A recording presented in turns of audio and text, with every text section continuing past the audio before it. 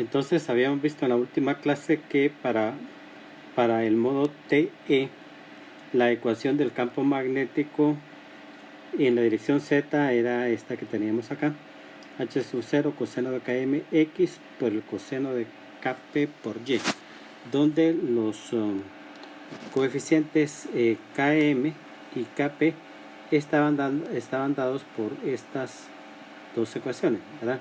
O sea, en el caso particular, el km depende de A, donde A es el ancho de la guía, y kp depende de B, donde B es la altura de la guía de onda. Esto aplica para una guía de onda rectangular. Y los valores de M y de P son números enteros consecutivos, ¿verdad? O sea, a partir de 0, 0, 1, 2, 3, etc.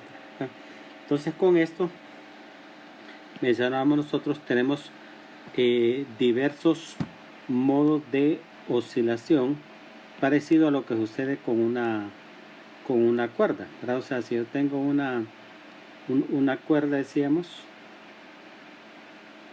entonces esa cuerda, si yo produzco una onda estacionaria en la cuerda, se produce un patrón de onda estacionaria como el mostrado ahí para una frecuencia baja, ¿verdad? Para la frecuencia fundamental.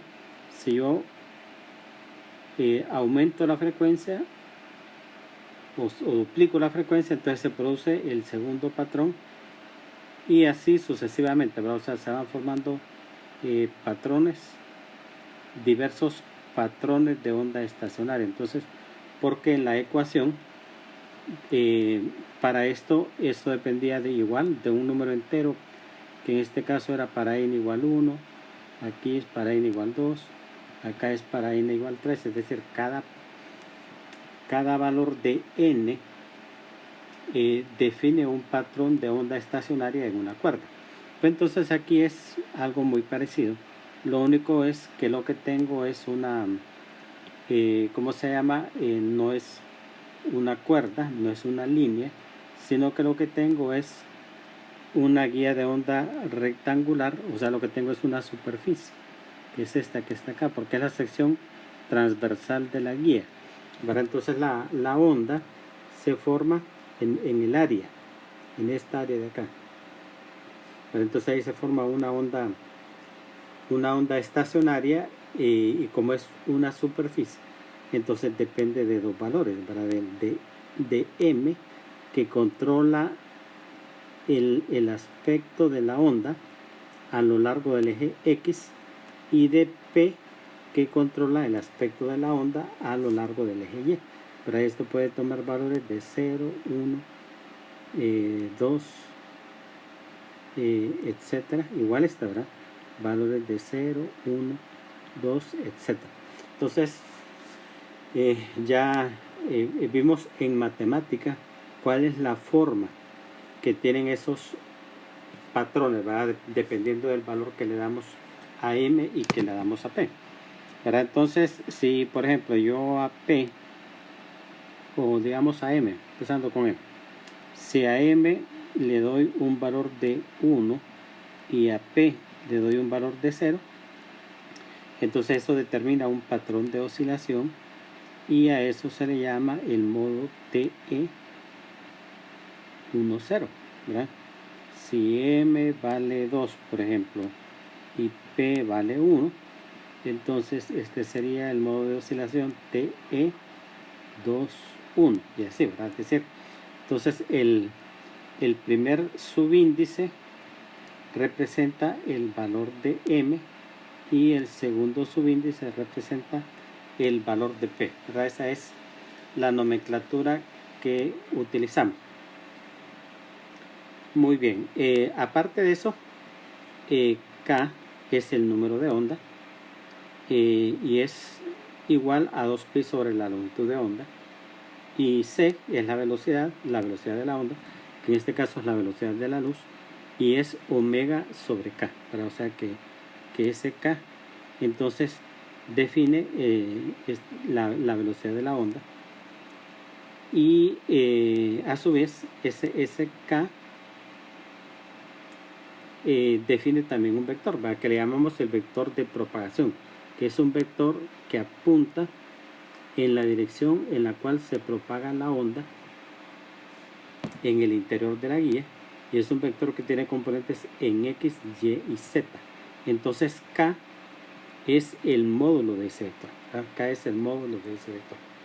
Entonces ese vector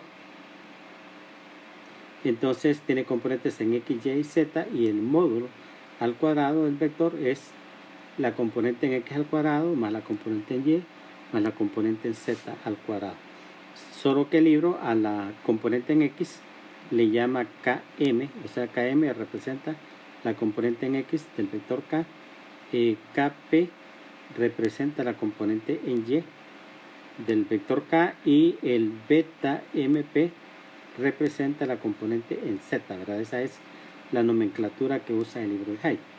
Entonces, si de acá yo despejo el valor de beta MP, que correspondería a la componente en Z de K, entonces me quedaría que beta es K al cuadrado menos Km cuadrado menos Kp al cuadrado, y sacando raíz cuadrada a ambos lados, pues me quedaría esa expresión que está por acá, ¿verdad? Que beta MP es igual a eso, ¿verdad? Entonces recordemos que para los diversos modos, los valores de M y los valores de P van aumentando, ¿verdad? Es decir, van tomando valores de 0, 1, 2, 3, etcétera, ¿verdad? Entonces eso significa que aquí se puede dar una situación anormal, ¿verdad? Que sería si el valor de M y de P son muy grandes, entonces podría suceder que este término sea mayor que este de acá. Y si eso sucede, entonces voy a tener la raíz cuadrada de un número negativo, ¿verdad? Y eso sería un número complejo que no es válido para una componente del vector, ¿verdad? Para la componente Z del vector, ¿verdad? Porque la componente Z del vector son reales, o sea, la componente en X, Y y Z son números reales, entonces no es permitido tener la raíz cuadrada de un número negativo. Así que entonces esta ecuación está sujeta a una restricción, y la restricción sería que su argumento, es decir, a lo que le voy a sacar la raíz, tiene que ser mayor que 0, ¿verdad? No puede ser menor que 0, mayor o igual que 0, ¿verdad? Entonces tenemos esa restricción, y en el límite, ¿verdad? Eso sería 0, es decir, el valor mínimo que yo puedo tener para omega sería el valor que hace que esa expresión sea 0. Que despejándolo de acá, ¿verdad? Si esto pasa al otro lado, ¿sí? y luego saco raíz cuadrada a ambos lados, y el c que está dividiendo lo paso multiplicando, entonces voy a tener esa expresión, ¿verdad? Es decir, la frecuencia angular mínima permitida sería esa, ¿verdad? O sea, para que no tenga una raíz cuadrada negativa.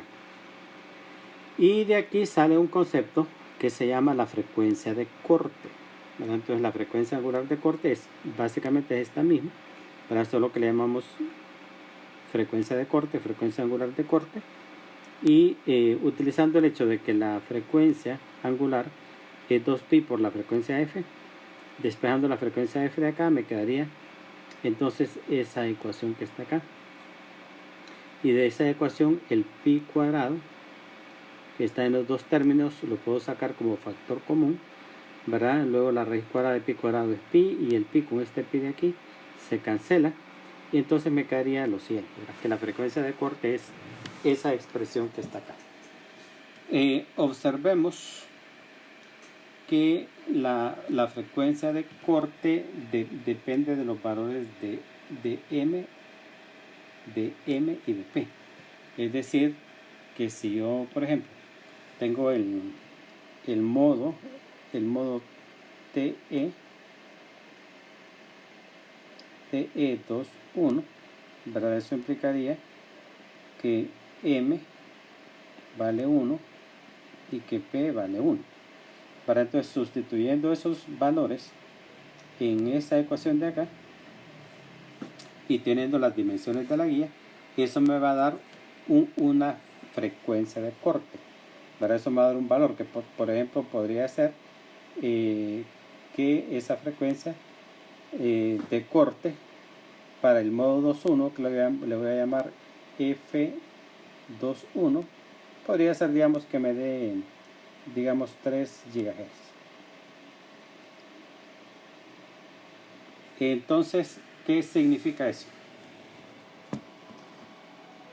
Bueno, significa que el valor mínimo de la frecuencia permitida es de 3 GHz. O sea que si yo voy a transmitir una señal en el modo TE2.1, entonces no puedo transmitir una señal que tenga una frecuencia inferior a 3 GHz, ¿verdad? Porque se corta, ¿verdad? Porque en 3 GHz ya tengo el corte, es decir, en 3 GHz ya el argumento de la raíz cuadrada es 0, y para cualquier valor inferior a eso, lo que voy a tener es la raíz cuadrada de un número negativo. Entonces sencillamente la guía no transmite, para la guía deja de transmitir. Entonces la frecuencia de corte es como que dice una limitante de transmisión que tienen las guías de onda. O sea, una guía de onda no puede transmitir una señal inferior a la frecuencia de corte, que en este caso sí, para el modo 2.1 es de 3 GHz, entonces yo no puedo transmitir sobre esa guía una señal, digamos, de 2 GHz, no se puede. Puedo transmitir de 3 en delante cualquiera, va 3, 4, 5, 6, cualquiera, pero no menos de 3.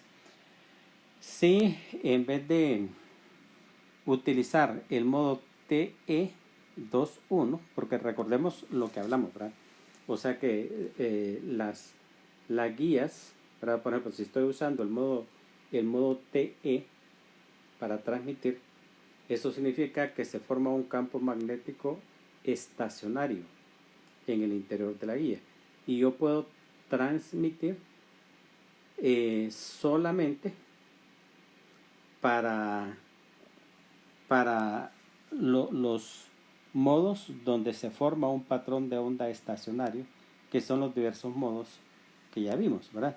Entonces, por ejemplo, si yo en vez de transmitir en el TE2.1 decido transmitir, por ejemplo, en el TE3.2, bueno, entonces en este caso, ¿verdad? M va a valer 3, P va a valer 2, entonces tendría que recalcular la frecuencia de corte, ¿verdad? Conociendo las dimensiones de la guía, cuánto vale A, cuánto vale B, entonces yo recalculo cuál es la frecuencia de corte del modo 3.2, y si esa frecuencia que yo obtengo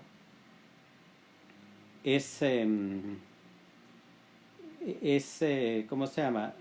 Inferior al valor de la frecuencia de la señal que quiero transmitir, no hay problema, ¿verdad? Es decir, si esa frecuencia de corte me da 5 GHz y yo quiero transmitir una frecuencia de una señal que tiene una frecuencia de 6, entonces ahí no hay problema. Para siempre que la frecuencia de la señal sea superior a la frecuencia de corte, no hay problema, pero si es inferior, no se puede. Para eso es lo que hay que tomar en cuenta. Entonces, en la próxima clase vamos a hacer unos ejemplos de aplicación de estas ecuaciones.